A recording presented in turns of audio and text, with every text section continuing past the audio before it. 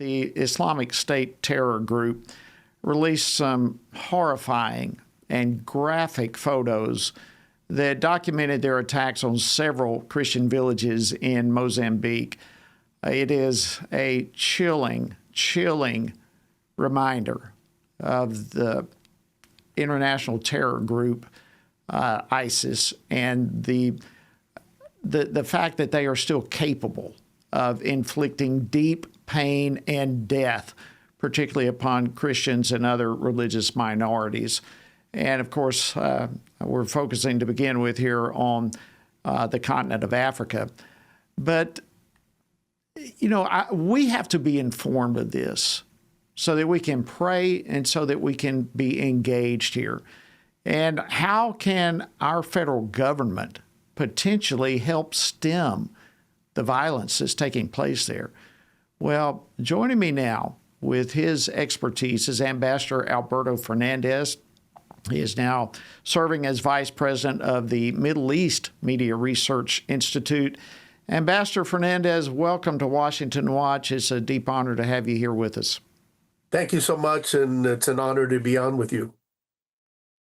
Well, first of all, for those perhaps, in fact, I was talking with someone earlier just a couple of days ago who has not been tracking the situation in Africa, in Mozambique. Well, can you kind of break that down for us? What's going on there, particularly as it relates to the Christian community?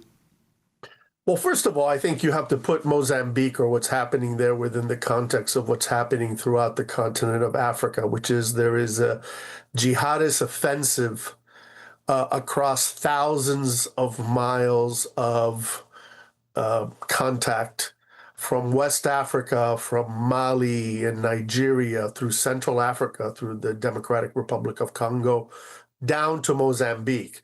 So this is a huge front line. This is much larger than, the front lines of other conflicts we're seeing in the world. And while it's a conflict between terrorist groups and governments, these terrorist groups, all of them jihadist groups, not all of them the Islamic State, are all focused, among other things, on killing Christians.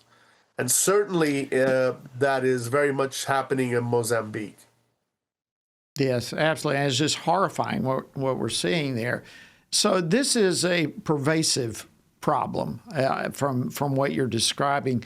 Is the government there in Mozambique doing anything to stop this from happening?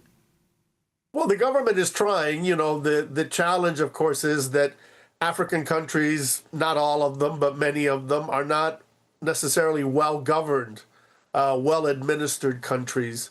And so, for example, the military in Mozambique is not a well-prepared one, and the terrorists take advantage of specific areas where they're in, where there is, say, a larger Muslim population where they can hide and where they can work from. Mozambique is a majority Christian country, but the north is a majority Muslim, barely, 55% Muslim. So they go in these safe havens and they come down. Now, the Mozambicans have received help from other countries, from other African countries. The Rwandan army, which is a very good army, is there. But, these governments, they're poor governments. They have limited resources. And so a bloody, brutal terrorist insurgency is very difficult for them to take care of. And in Mozambique in particular, the terrorists have disrupted a tremendous potential source of wealth that exists in Mozambique, large natural gas deposits, which they can't access to help their country, to make their country more, more successful because of these terrorist attacks. So what can these are poor countries and poor governments, don't really have the resources you described. So what can the Trump administration potentially do to help resolve all of this? Well, obviously, we can't resolve all the world's problems, and I'm one of those that strongly believes that the administration is correct in kind of being very careful about prioritizing our resources and our wealth and our military, not just going all over the place with no plan, but certainly looking at targeted narrowly focused ways to help friendly African governments that face the threat of jihadist terror, whether that's by American airstrikes or drone strikes, or supplying training and weapons to specific militaries, or working with, as I mentioned with Rwanda, working with other governments that can do some of the heavy lifting. But unfortunately, this massive jihadist conflict, as I said, stretching from West Africa all the way to South Africa, is huge, and yet mostly discounted. It doesn't get 1/10 or 1/100th of the attention of Gaza or Ukraine, and yet the numbers are actually quite large of people being having their lives destroyed or being killed. So what about the United Nations? What can the United Nations do anything to help mitigate what's happening there? Yeah, well, the United Nations is only as good as those countries that support it, and the United Nations is more of a talking shop than anything else. I think that help is going to come from countries that have serious interests.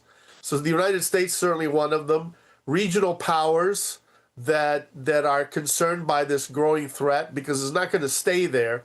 Both in Mozambique and in West Africa, they're pushing south.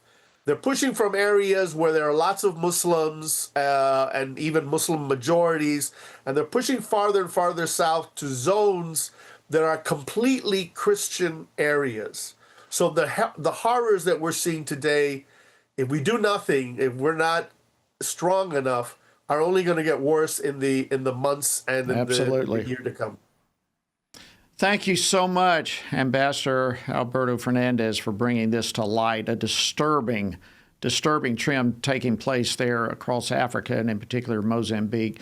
We deeply appreciate you coming on and highlighting this for us. Thank you.